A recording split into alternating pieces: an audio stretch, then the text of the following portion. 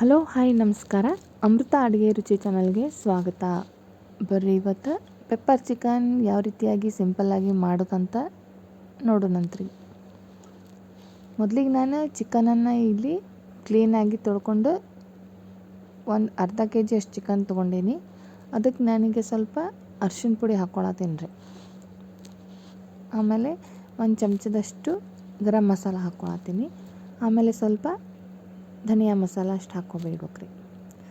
ಆಮೇಲೆ ನಾನು ಇದಕ್ಕೆ ಕಸ್ತೂರಿ ಮೆಂತ್ಯ ಅಷ್ಟು ಹಾಕ್ಕೊಳತ್ತೀನಿ ರೀ. ಸ್ವಲ್ಪ ಲಘುನ ಬಾಯ್ಲ್ ಆಗಬೇಕಂತ ನಾವೀಗ ಸ್ವಲ್ಪ ಮೊಸರು ಹಾಕ್ಕೊಳ್ಬೇಕ್ರಿ.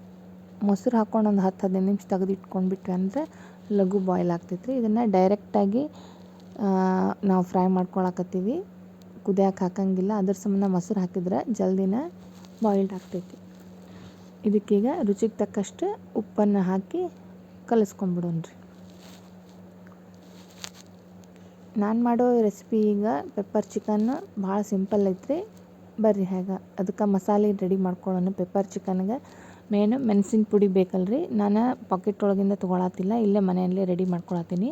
ಒಂದು 2 ಸ್ಪೂನಷ್ಟು ಕರಿಮೆಣಸು ತೊಗೊಂಡೀನಿ, 2 ಸ್ಪೂನಷ್ಟು ಹವೀಸ್ ಅಂದರೆ ಕೊತ್ತಂಬರಿ ಬೀಜ ತೊಗೊಂಡೀನಿ, ಒಂದು 2 ಸ್ಪೂನಷ್ಟು ಜೀರಿಗೆ ತೊಗೊಂಡೀನಿ. ಈಗ ಇವನ್ನ ಪೂರ್ತಿಯಾಗಿ ಎಣ್ಣೆ ಹಾಕ್ಕೊಳ್ದಂಗೆ ಹಂಗೆ ಡ್ರೈ ಮಸಾಲ ಹುರ್ಕೋಬೇಕ್ರಿ. ಪೂರ್ತಿಯಾಗಿ ಕರೆಕ್ಟಾಗಿ ಹುರ್ಕೊಂಡ ನಂತರ ಇದನ್ನು ಆಫ್ ಮಾಡಿಕೊಂಡು ಸ್ವಲ್ಪ ಆರಿದ ನಂತರ ಇದನ್ನು ಮಿಕ್ಸಿಗೆ ಹಾಕಿ ಸಣ್ಣಗೆ ಪೌಡ್ರ್ ಮಾಡ್ಕೊಳ್ಳೋಣ್ರಿ. ಯಾರೆಲ್ಲ ಇನ್ನೂ ನನ್ನ ಚಾನಲ್ನ ಸಬ್ಸ್ಕ್ರೈಬ್ ಮಾಡಿಲ್ಲ ಪ್ಲೀಸ್ ಸಬ್ಸ್ಕ್ರೈಬ್ ಮಾಡ್ಕೊರಿ, ಲೈಕ್ ಮಾಡಿರಿ, ಶೇರ್ ಮಾಡಿರಿ ಮತ್ತು ಕಮೆಂಟ್ ಮಾಡಿ ತಿಳಿಸ್ರಿ. ಈಗ ನೋಡಿರಿ, ನಾನೀಗ ಈ ಮಸಾಲೆನ ಸಣ್ಣದಾಗಿ ಪುಡಿ ಮಾಡ್ಕೊಂಡೀನಿ. ಈಗ ಒಂದು ಕಡಾಯಿ ಒಳಗೆ ಸ್ವಲ್ಪ 2-3 ಚಮಚ ಎಣ್ಣೆ ಹಾಕ್ಕೊಳ್ಳೋಣ್ರಿ. ಈ ಚಿಕನ್ನ ಮೊದಲೇ ನಾನು ಕುದಿಸ್ಕೊಳತ್ತಿಲ್ಲ, ಡೈರೆಕ್ಟಾಗಿ ಎಣ್ಣೆ ಒಳಗನೆ ಫ್ರೈ ಮಾಡ್ಕೊಳ್ಳೋಣ್ರಿ. ಈಗ ಇದಕ್ಕೆ ಒಂದು 4 ಮಸಾಲೆ ಎಲೆ ಹಾಕ್ಕೊಳತ್ತೀನಿ ರೀ. ಆಮೇಲೆ ಹೆಚ್ಚಿಟ್ಕೊಂಡಂಥ ಹಸಿ ಮೆಣಸಿನ್ಕಾಯಿ ಹಾಕ್ಕೊಳ್ಳೋಣ್ರಿ. 1-2 ಉಳ್ಳಾಗಡ್ಡಿ ಹಾಕ್ಕೊಳ್ಳೋಣ್ರಿ ಉದ್ದುದ್ದಾಗಿ ಹೆಚ್ಕೊಂಡು. ಈಗ ಇದನ್ನು ನಾವು ಎಣ್ಣೆ ಒಳಗೆ ಫ್ರೈ ಮಾಡ್ಕೊಳ್ಳೋಣ್ರಿ.